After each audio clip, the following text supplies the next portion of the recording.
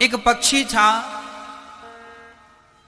ना वहां पानी था ना वहां हरियाली थी, बस रेत ही रेत थी, वो भी गरम। वो पक्षी जो था वो बहुत तड़प रहा था, बस मरने की स्थिति थी।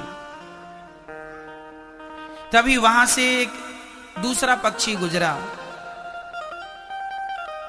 तो वो तड़पता हुआ पक्षी उस उड़ते हुए पक्षी से बोला, भैया तुम कहां जा रहे हो?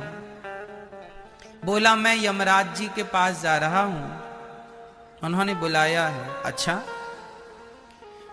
तो उस तड़पते हुए पक्षी ने कहा, भैया जरा मुझे ये बताओ कि मुझे ये दर्द कब तक मिलना है, जरा यमराज जी से पूछ लेना कि मैं कब तक तड़पूंगा, कब तक मेरे भाग्य में ये दुख है, पीड़ा है, दर्द है।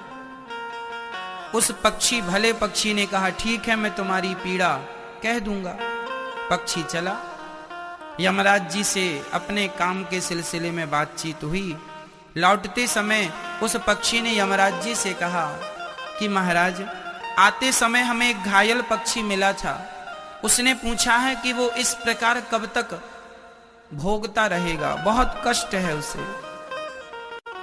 यमराज ने कहा, अभी 7 वर्षों तक उसे यूं ही भोगना पड़ेगा। कितने वर्षों तक? 7 वर्षों तक उसके भाग्य में बहुत यूं ही कष्ट है। तो उस पक्षी, भले पक्षी ने कहा, यमराज जी कोई तो उपाय होगा इस दुख से बचने का, 7 साल बहुत होता है, कोई तो उपाय बताइए। तब उस भले पक्षी ने पूछा, तो यमराज जी ने बताया कि हां एक उपाय है। क्या? बोले, तुम जाकर उस पक्षी से कह देना कि वो बस ये कहे कि हे विधाता तेरा बहुत बहुत धन्यवाद, आज उसकी जो भी दुर्दशा है वह उस दुर्दशा में भी प्रसन्न रहे, और प्रसन्न रह के वो भगवान का थैंक यू कहे, धन्यवाद विधाता, तुमने जो दिया है उसका बहुत बहुत धन्यवाद। उस पक्षी ने कहा, ठीक है।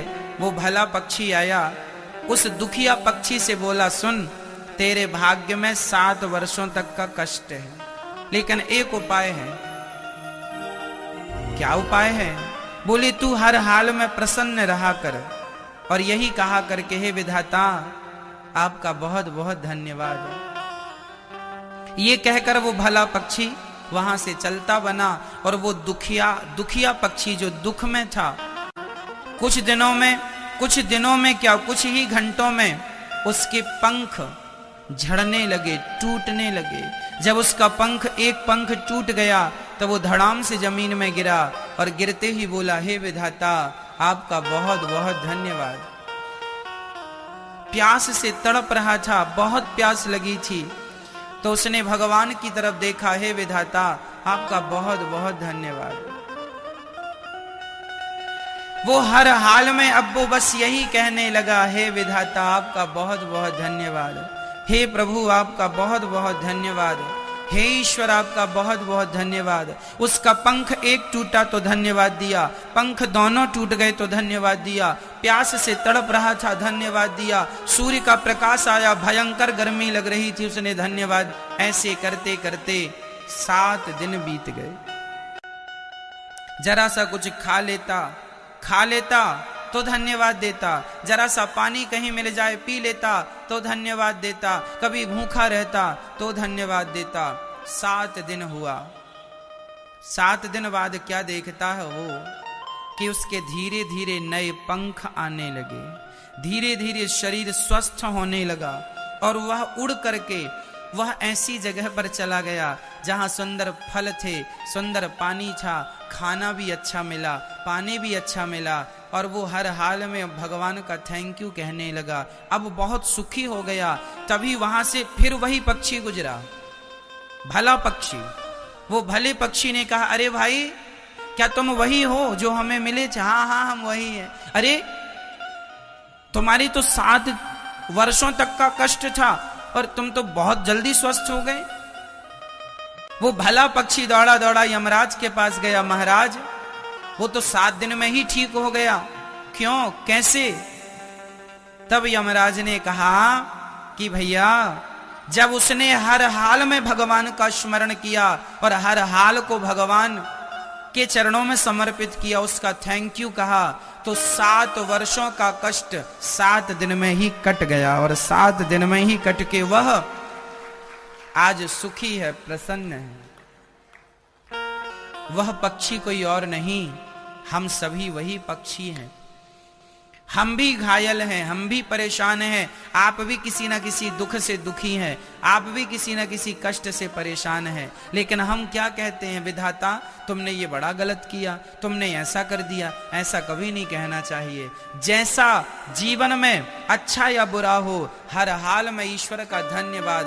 तुम्हारी शिकायत करने से भी क्या होगा? कि एक पंडित जी सत्यनारायण भगवान की पूजा कर रहे थे, तभी एक लकड़हारा आता है, लकड़ी का गट्ठा बाहर रखता है और पंडित जी से बोलता है, आप क्या कर रहे हैं? बोले मैंने सत्यनारायण भगवान की कथा की है, ये तू प्रसाद ले। तो वो पंजीरी बांटते हैं पंडित जी और चरणामृत देते हैं। लकड़हारा चरणामृत पंजीरी खाता है और बोलता है ये क्या था? बोले ये सत्यनारायण भगवान की आज हमने कथा सुनी है। तो लकड़हारा बोला क्या मैं भी सुन सकता हूं? पंडित जी बोले श्योर, क्यों नहीं। तो लकड़हारा अपने सिर पर लकड़ी का गट्ठा रखा और उसने सोचा कि आज मुझे जो भी पैसा मिलेगा उससे मैं सत्यनारायण भगवान की कथा सुनूंगा। उस लकड़हारे ने क्या मन बनाया कि आज जो भी मुझे पैसा मिलेगा उससे मैं सत्यनारायण भगवान की, कि आज उसे लकड़ियों के दूने दाम प्राप्त हुए। रोज 4 रुपए की बिकती थी, आज 8 रुपए की बिकी। आज उसका उद्देश्य ये नहीं था कि इस पैसे से मैं पेट भरूंगा, परिवार का मैं खाऊंगा। आज उद्देश्य था कि इस पैसे से मैं प्रभु की सेवा करूंगा। एक मजदूर था, उसकी एक बूढ़ी मां थी, पत्नी थी। वह एक फैक्ट्री में काम करता था। उसे 1500 रुपए महीना मिलता था। ये काफी समय पुरानी बात है, जब 1500 भी कुछ हुआ करते थे, बहुत पुरानी बात है। एक व्यक्ति था, फैक्ट्री में काम करता था, उसे 1500 रुपए माह मिलता था। उसकी एक बूढ़ी माँ भी थी, पत्नी भी थी और उसकी एक छोटी सी बेटी भी थी। एक बेटी, एक पत्नी, एक माँ और वो स्वयं, टोटल 4 लोगों का परिवार था। 1500 मिलता था। वो बहुत खुश रहता था और बड़े प्रेम से अपनी माँ की सेवा करता, पत्नी का ख्याल रखता। बेटी थी, बेटी के लिए कपड़े, उसका ख्याल रखता और काम करता। एक दिन उसकी पत्नी के यहाँ बेटा हुआ, अर्थात वो फिर से पिता बन गया। अभी बेटी थी, 1 2 साल 3 साल बाद उसकी पत्नी को फिर बेटा हुआ। अब जब बेटा हुआ तो वो बड़ा प्रसन्न था, बेटा आया, खुश था। तभी अचानक उसका मालिक सोचा कि ये ईमानदार आदमी है, 1500 रुपए इसको मिलता है, चलो मैं इसको 20 अर्थात 2000 रुपए देता हूं। उसने तनख्वाह बढ़ा दी और अपने आप उसे 1500 की जगह अब महीने का 2000 मिलने लगा।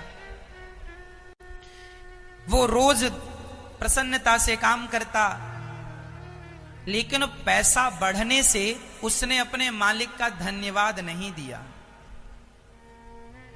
उसने अपने मालिक का धन्यवाद नहीं दिया। नहीं तो कुछ लोग कहते हैं वाह आपने पेमेंट हमारी बढ़ा दी, हमारी तनख्वाह बढ़ा दी, तो हम धन्यवाद आपका, हमारी तनख्वाह आपने बढ़ा दी। उसने कोई धन्यवाद नहीं दिया, काम करता रहा ईमानदारी से। 1 माह गुजर गया, 2 माह गुजर गया। उसके मालिक ने कहा ये कैसा आदमी है, इस तनख्वाह मैंने बढ़ा दी बिना कहे, बिना सिफारिश के। इसने तो कोई जवाब दिया नहीं, चलो इसकी जहां की तहां करते हैं। तो उसके मालिक ने फिर 1500 कर दिया और वो आदमी 1500 में भी प्रसन्न अपना काम करे।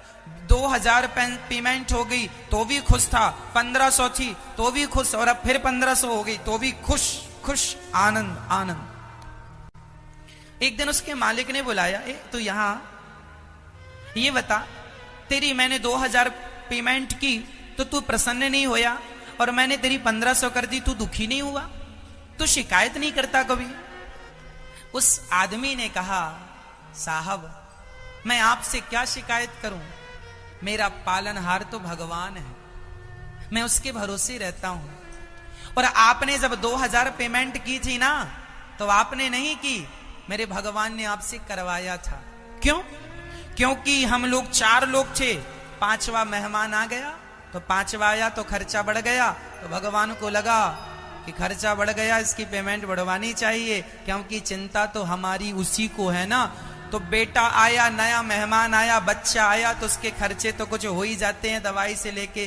तो ये 500 आपने बढ़ाए, वो इसलिए क्योंकि बच्चा आया हमारे यहाँ, नया मेहमान, हम पिता बन गए हैं, बेटी थी अब बेटा हो गया। अच्छा, तो फिर तो मैंने 1500 कर दिया ना 2 महीने बाद? हाँ, आपने 2 महीने बाद 1500 कर दिया, क्योंकि अभी तक मेरी बूढ़ी माँ थी, अभी 15 दिन पहले मेरी बूढ़ी माँ का देहांत हो गया, तो 4 के 4 रह गए, तो 1500 में गुजारा हो जाता। सदस्य बढ़े तो पैसा बढ़ गया, सदस्य कम हुआ तो ईश्वर ने जहां की तहां कर लिया।